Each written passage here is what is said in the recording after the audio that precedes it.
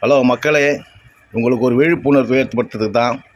அந்த காலத்தில் மந்தார இலையில் வந்து நம்ம சாப்பிட்ற பொங்கல், வடைக்கறி, பூரி, கிழங்கு, இட்லி வச்சு கொடுப்பாங்க.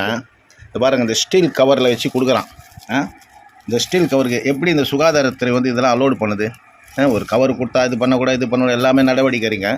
இதில் என்ன இருக்குது தெரியலையா? இது பாருங்கள், நான் ஒரு இடத்துல கடையில் குஷ்கா வாங்கினேன். இந்த ஸ்டீல் பேப்பரில் கட்டி கொடுத்தான். வீட்டில் வந்து திறக்கிறேன், இந்த ஸ்டீலே காணும்.